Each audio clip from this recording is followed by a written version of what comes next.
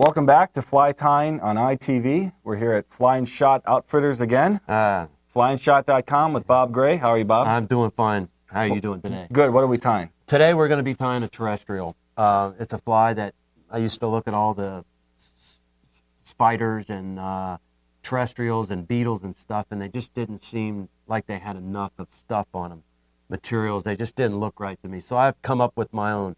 The one I got here right now is one of the patterns, and they can be tied in all different colors.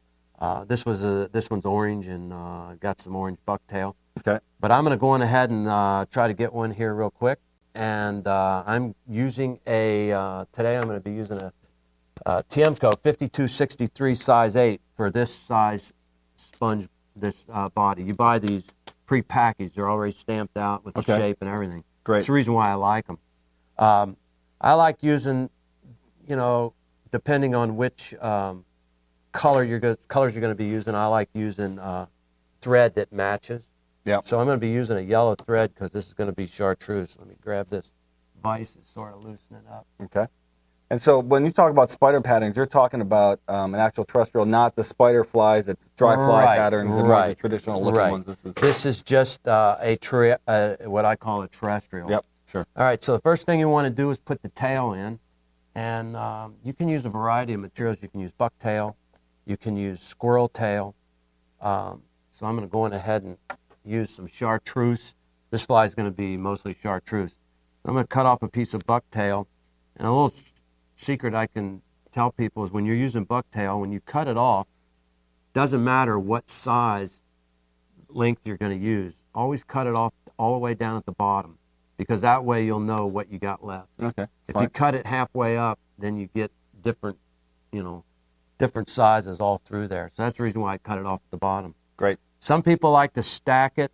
For this fly, it works really well to stack it. What I mean by that, you take the tips, put it in your hair stacker right here, and you want to tap it on the table like this, and you take it out, and all these hairs now are even. Okay.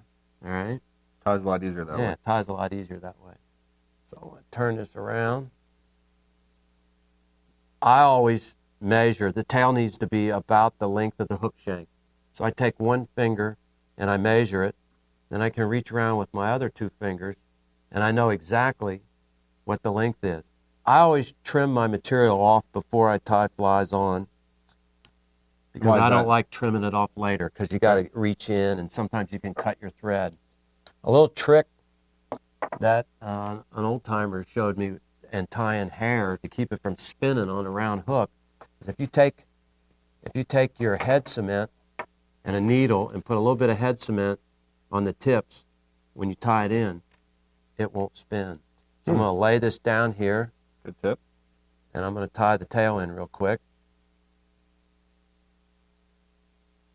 All right, and then I'm going to tie in the body material, which is a pearl chenille. Almost everybody carries this. Sure. I like to match everything up. This is the chartreuse. So you tie it in back right by the bucktail. Now this is all that's going to go on in the back, so we're going to wind our thread forward. You don't want to crowd the head. You want to stay back about 1/8 of an inch from this hook. And then you just wind this body material forward. This is going to make the body that they're going to see from the bottom too. Sure. So then you want to tie nice and shiny.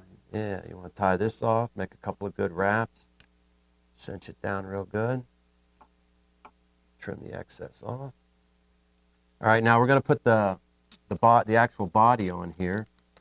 And like I said, these come already pre-packaged. They're already the shape of the spider. Sure. And what else would you use these for besides spiders? What else? Well, spider, I think I'm just making that as a generic term. You could tie just about anything. You tie grasshoppers with it or whatever you wanted. Yep. All right, so what we're going to do is we're going to take our thread and wind back to the middle. This is where we're going to tie the body in. All right? You want to use a good strong thread, at least 6/0. You might want to use some monocord or something really heavy, because we're going to start cinching this down right in the middle, and we're going to stay in exactly the same spot. And we're going to really cinch it down good. And we're going to make a little widen this out just a little bit. So we got a little, looks like a little segment. Yeah, right. Right Little, there. Abdomen. Right. So then you take your rubber legs. Any reason why using the lime green versus any other color like white or black? I like chartreuse. I call this chartreuse. I just think it's a good color. And so you want to get you a couple legs ready. Here. What I did, I used to tie these without this little indicator on them, but I was really struggling seeing that black fly on the water. So I started putting an indicator on. I just used this 16th-inch foam. You can cut off a piece as long as you want. So the next thing you want to do is you want to tie that right in the middle. And when you cinch down on this foam, it'll straighten up. All right? Yeah. This is your little indicator so that when it's in the water, you can actually see it. Parachute spider. Yeah, and then you go on ahead and trim your indicator off. Next thing you want to do is take a pair of legs. You want to lay them on one side. Doesn't matter how long they are. You can, this actually here could probably be 2 legs, but if you are not into measuring a whole lot, you can just take and cut that one. You put one leg on one side,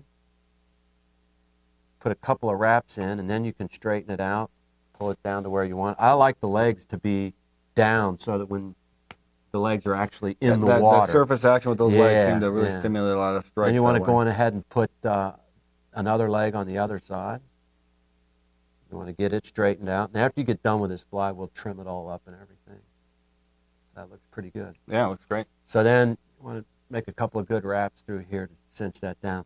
Now the next thing you want to do is you want to take your fingers and pull all your material back, wind your thread forward. You want to reach up and grasp the front of this fly and cinch it down really, really good. This is going to help keep this thing from spinning. Okay. All right? We're basically done with the fly. I'm going to grab my half hitch tool. I like using half hitches. I want to half hitch this off underneath, right where. Have you found that whip finishing versus this, there's really no difference? Or I really think there's no difference. I mean, but if you talk to 10 guys who tie flies, you could get 10 different answers.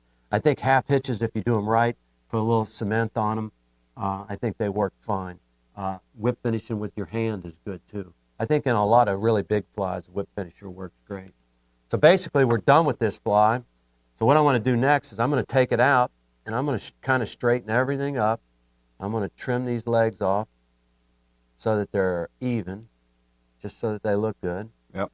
Then the last step I want to do is I want to make sure I get some good head cement on this because everything's being tied on a round hook.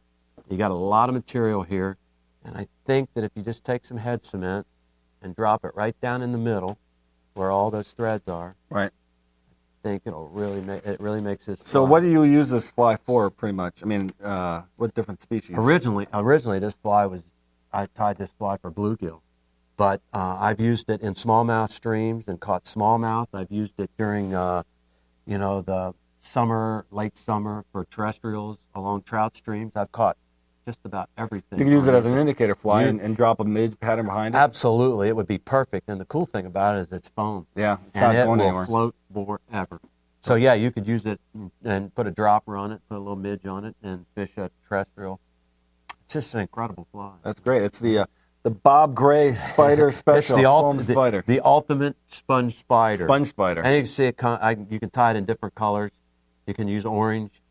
These bodies come in black and white, and they come in different sizes too. So you can get smaller ones in this. And there's a white one. That's great. Any colors you want. The colors are endless. So. Well, once again, Bob Gray's at flyandshot.com. If you want to buy any of these materials or ask any questions to Bob, that's how you can get a hold of him. Yep.